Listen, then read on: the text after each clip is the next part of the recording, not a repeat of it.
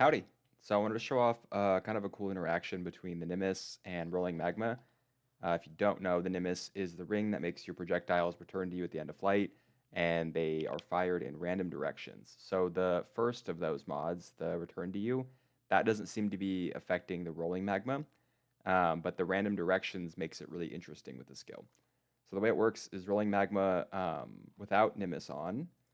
You'll cast it and it'll bounce. Each bounce consumes a chain.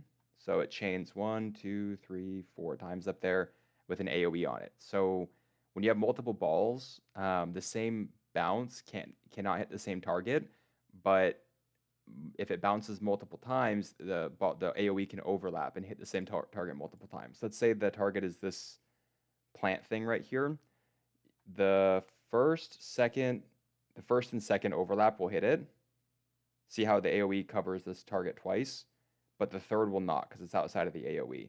So with multiple projectiles on, you'll get all these AOEs. It's not shotgunning. Each bounce can only hit each target once. So what you do is you put on the Nimis, and it makes it bounce different directions. So let's say the target is, it's easier to see with one. Oops, no, we need chain. So let's say the target is right where I'm standing, right? So we'll cast once, it'll hit there, and it goes back and forth and bounces everywhere. So it's kind of RNG, but with enough projectiles, you can get them bouncing kind of around you a little more. They tend to stay in the middle, and so they hit stuff here. See how it came back and hit me like that fifth or sixth bounce? So what you do is you stack up a few of them with cast while channeling, and you get all these bounces.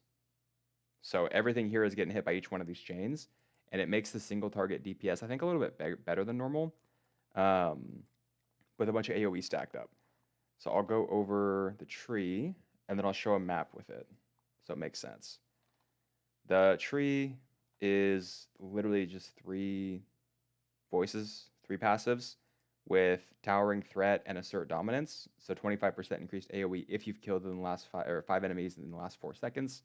And then Towering Threat, bunch of small clusters with life and Towering Threat for more AoE.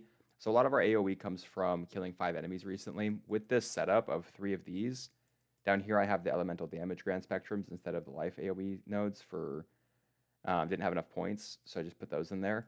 With this setup, if we've killed 5 enemies recently, I think the AoE is like 485%, which the way the build works is like a lot of builds, you just, the Crusader explodey chest, and then lots of AoE so it explodes and booms everything. So this is what it looks like in a map. See if you can get some frames.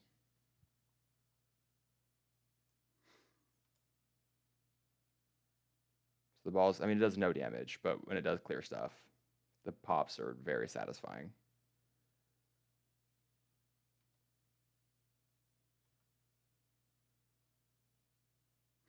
And they bounce everywhere.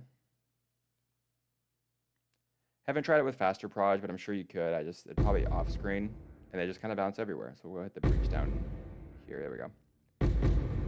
And the clear on it, the damage kind of sucks. This is a tier 15 dunes. The damage is kind of bad on it, but if you could figure out how to get more damage on it and still keep the AoE, I think it'd actually be a pretty solid clear build. As you can see that the RF AoE on it's huge. But this guy's been alive forever. Just never dying.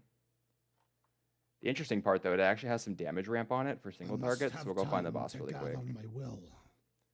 And we'll hover his health. So look, now he's taking like no damage. Oops. But then as we stack up more balls, he starts to take a little bit more damage.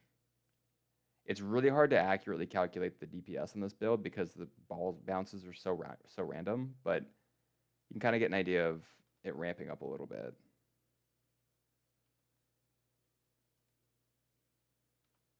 Oops, died. And that's the build. Thought it was kind of cool, wanted to share it. Do not play it. This is not a build guide. But thanks for watching.